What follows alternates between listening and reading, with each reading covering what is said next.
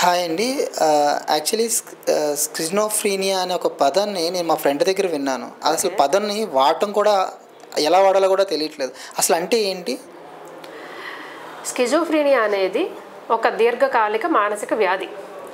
For example ఎలా అయితే మనకి హార్ట్ అటాక్ వచ్చిందంటే కొన్ని లక్షణాలు కలిపి కొన్ని టెస్టులు చేసి మీకు హార్ట్ అటాక్ వచ్చిందండి లేదంటే మీకు కోవిడ్ వచ్చిందని ఎలా చెప్తామో అలాగే మానసిక ఇబ్బందుల్లో కూడా కొన్ని లక్షణాలు కలిపితే ఒక డిసీజ్ వచ్చిందని చెప్తాం అనమాట. దీంట్లో కూడా కొంతమంది దాన్ని కరెక్ట్గా చెప్పాలంటే పిచ్చి పట్టిందని లేదంటే స్ప్లిట్ పర్సనాలిటీ అని ఎక్కువ మంది వాడుతూ ఉంటారు పదం.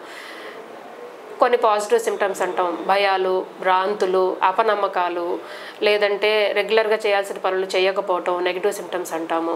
ఆలోచన శైలి పూర్తిగా మారిపోవటం, మన ప్రవర్తనలో విచిత్రంగా ఉండటం, వీటన్నిటినీ కలిపి స్కిజోఫ్రీనియా అని అంటారు. ఇందులో లక్షణాలు ఏమైనా ఉంటాయా మేడం? లక్షణాలు పాజిటివ్ సిమ్టమ్స్ అంటాం. చాలామంది అడుగుతారు, పాజిటివ్ అంటున్నారు కదా, మంచిగా ఉండాలి కదా, ఎందుకు దాన్ని జబ్బులో ఇంక్లూడ్ చేశారు అని.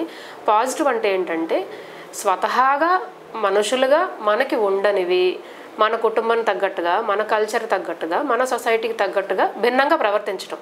అంటే అందులో ఏముంటాయి అంటే 2 పదాలు చెప్తాం, డెల్యూజన్స్, హాలుసినేషన్స్ అని.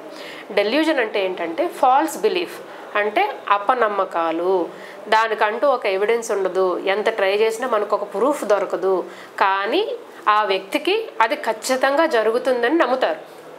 ఎలా ఉంటాయంటే ఎవరో నన్ను ఫాలో అవుతున్నారు, నన్ను వెంబడిస్తున్నారు, నన్ను చంపేయడానికి ప్రయత్నిస్తున్నారు. అది ఎవరో ఒక వ్యక్తి కావచ్చు, ఒక సంస్థ కావచ్చు, ఒక సొసైటీ కావచ్చు, నా ఫుడ్లో పాయిజన్ కలిపేశారనో లేదంటే నాకు ట్రాక్ చేస్తున్నారు, నా బాడీలో ఏదో చిప్ పెట్టేశారు, లేదంటే నాకు తెలియకుండా నా ఆలోచనని వాళ్ళు కంట్రోల్ చేస్తున్నారు, నా బుర్రలో ఉన్న ఆలోచనలు తీసేస్తున్నారు, నేను చేసే ప్రతి పనిని వాళ్ళు అబ్జర్వ్ చేస్తున్నారు.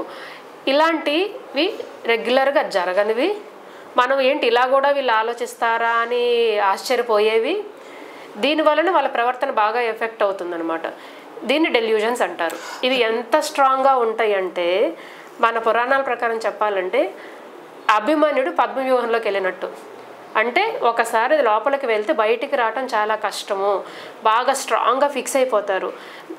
కేవలం ఆలోచన అనేది దాంట్లో ఉండిపోయి ఎప్పటికీ బయటికి రాలేరు వీళ్ళన్నట్టుగా ఎన్క్యాప్సులేట్ అయిపోయినట్టుగా ఉంటుంది అనమాట.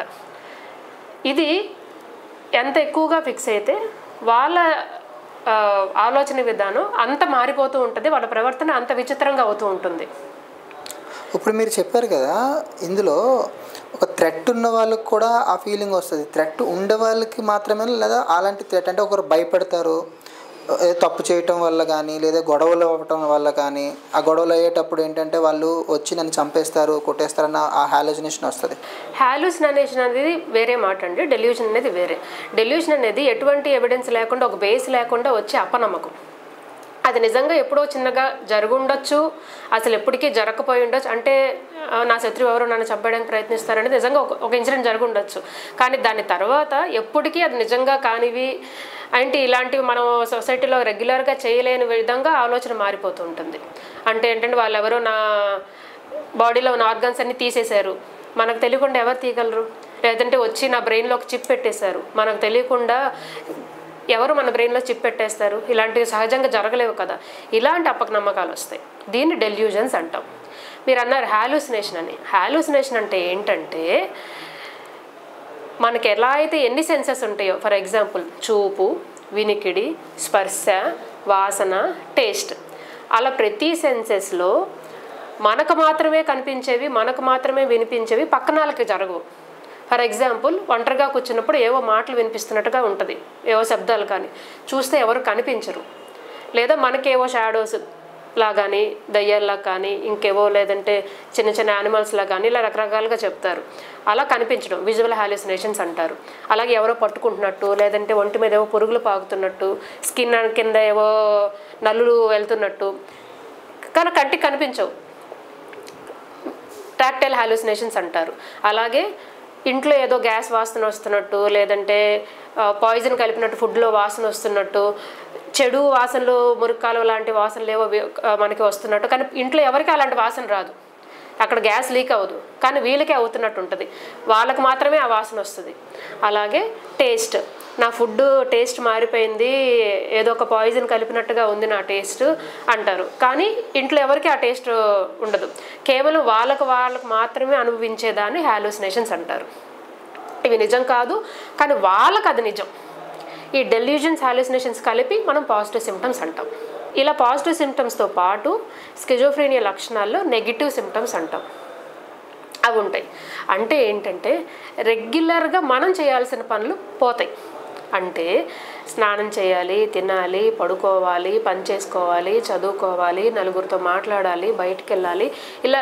లేకపోతే సెల్ఫ్ కేర్, నెయిల్స్ నీట్గా ఉండటం, బట్టలు నీట్గా వేసుకోవటం, నీట్గా రెడీ అవ్వటం, ఆర్గనైజర్గా ఉండటం, ఇవన్నీ పోతాయి అన్నమాట. వీటిని ఎలా అయితే మనకు ఉండాల్సినవి పోతున్నాయో అందుకని నెగిటివ్ సిమ్టమ్స్ అంటాం.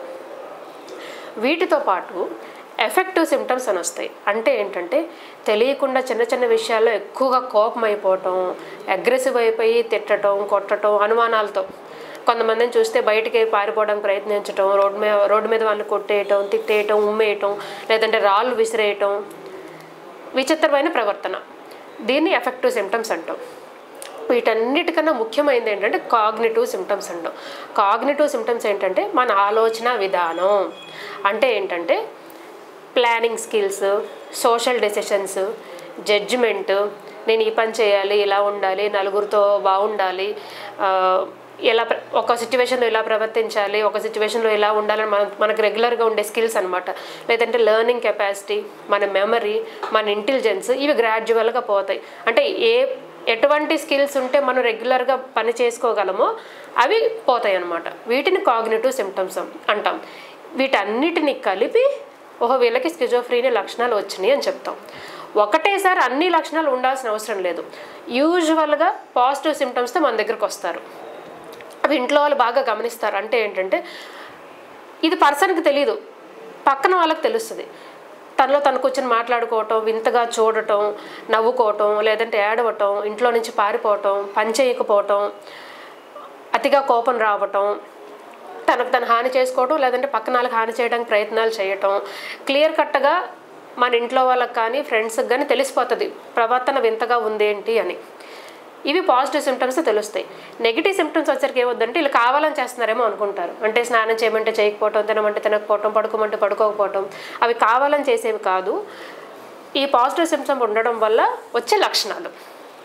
వీటిని గుర్తించడం చాలా ముఖ్యం. ఇలాంటి లక్షణాలు ఉంటే మనం స్కిజోఫ్రీనియా మొదలైందేమో ఆలోచించుకోవాలి. మినిమం 1 month to 6 months కనుక ఉంటే ఖచ్చితంగా సైకియాట్రీ డాక్టర్ని కలవాలి.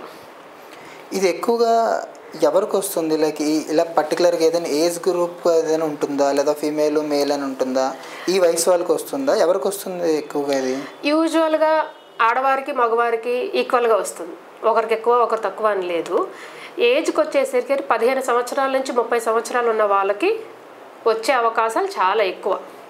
100 మంది తీసుకుంటే ఒకళ్ళకి 1% ఛాన్స్ ఉంటుంది మన ప్రపంచంలో. అలా అని 15 సంవత్సరాల లోపు కానీ 30 సంవత్సరాల తర్వాత కానీ రాదు అని కాదు. ఎవరికైనా రావచ్చు, ఏ వయసు వారికైనా రావచ్చు. చదువుకి, మన ఉద్యోగానికి దానికి సంబంధం లేదు. కాకపోతే 15 నుంచి 30 సంవత్సరాల లోపు వచ్చే అవకాశాలు చాలా ఎక్కువ. ఇది ఎందుకు వస్తుంది అసలు యాక్చువల్లీ ఇది వీళ్ళందరికీ కూడా? ఎందుకు అంటే ఎలా అయితే శారీరక ఇబ్బందులకి మనం రకరకాల కారణాలు చెప్తామో అలాగే స్కిజోఫ్రీనియా కూడా ఉంటాయి. ఫర్ ఎగ్జాంపుల్ వారసత్వంగా కుటుంబంలో ఎవరికైనా ఉంటే పిల్లలకు వచ్చే అవకాశాలు ఉంటాయి.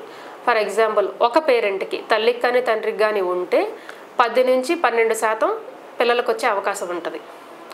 ఇద్దరు పేరెంట్స్కి కనుక స్కిజోఫ్రీనియా ఇల్నెస్ ఉంటే 40% వచ్చే అవకాశం ఉంటుంది.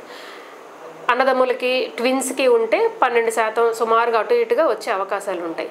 వారసత్వం లేదు కానీ వస్తుందా? రావచ్చు. డ్రగ్స్కి, ఆల్కహాల్కి, ముఖ్యంగా గంజాయికి అలవాటు పడిపోయిన వారికి స్కిజోఫ్రీనియా వచ్చే అవకాశం చాలా ఎక్కువ. ఇది కాకుండా మేజర్గా ఏదైనా యాక్సిడెంట్ అయ్యింది, బ్రెయిన్కి డ్యామేజ్ అయ్యింది, లేదంటే ఏదైనా ఇన్ఫెక్షన్స్ వచ్చినాయి, లేదంటే బాగా స్ట్రెస్ఫుల్ లైఫ్ ఉంది, చిన్నప్పటి నుంచి ఏదో రకమైన అబ్యూజ్ ఉండటం కానీ, అన్ని విధాలుగా స్ట్రెస్కి గురవటం కానివ్వండి. కొన్నిసార్లు ఇడియోపతిక్ అంటాం, అంటే కారణం తెలియకపోవచ్చు, జబ్బు లక్షణం మొదలవచ్చు. ఇవన్నీ కారణాలు అవుతాయి. అయితే ఇవన్నీ కారణాల వల్ల ఎందుకు వస్తుంది, దీనికంటూ ఒక సైన్స్ ఉందా అంటే ఉంది. మన బ్రెయిన్లో రసాయనాలు అని ఉంటాయి రకరకాలు. పేర్లు చెప్పుకుంటే డోపమిన్ అంటాం, సెరటోనిన్ అంటాం, గ్లూటమేట్ అంటాం. ఇవన్నీ వారి ఏదర్ అవి ప్రొడ్యూస్ అవ్వటం కానివ్వండి, లేదంటే అవి ఉత్పత్తి అయినా సరిగ్గా పని చేయలేకపోవటం కానివ్వండి, లేదంటే ఇంబ్యాలెన్స్ అయిపోవటం వల్ల కానివ్వండి, ఇవి ఎబ్నార్మల్గా ఉంటే ఇటువంటి థాట్ ప్రాసెస్ వచ్చి ఇటువంటి లక్షణాలు మొదలయ్యే అవకాశాలు ఉంటాయి.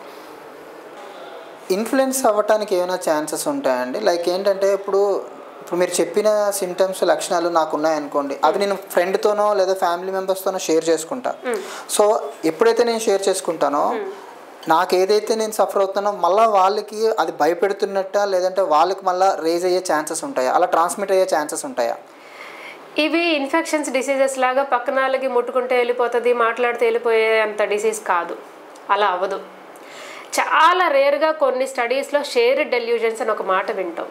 అంటే తల్లికి స్కిజోఫ్రీనియా ఉంది, కూతురికి స్కిజోఫ్రీనియా ఉంది అన్నప్పుడు వారిద్దరి అపనమ్మకాలు ఒకలాగా ఉంటాయి. అంటే తల్లి మనల్ని ఎవరో చంపేయడానికి వచ్చేస్తున్నారు అని చెప్తా ఉంటే కూతురు కూడా అది నమ్మేసి తను కూడా స్కిజోఫ్రీనియా లక్షణాలు డెవలప్ చేసుకునేవి షేర్డ్ డెల్యూజన్స్ అని వెరీ రేరు. యూజువల్గా వారసత్వం ఉన్న ఫ్యామిలీస్లో ఇద్దరూ కలిపి అట్లాంటి లక్షణాల గురించి ఆలోచిస్తూ ఉంటారు. అంతే తప్ప రెగ్యులర్గా నార్మల్ పర్సన్స్కి ఆ పర్సన్తో మనం మాట్లాడితేనో, ముట్టుకుంటేనో, దగ్గరికి వెళ్తేనో మనకు ఆ జబ్బు వచ్చేస్తానంటే అపోహ, అలాంటివి ఏమీ ఉండవు.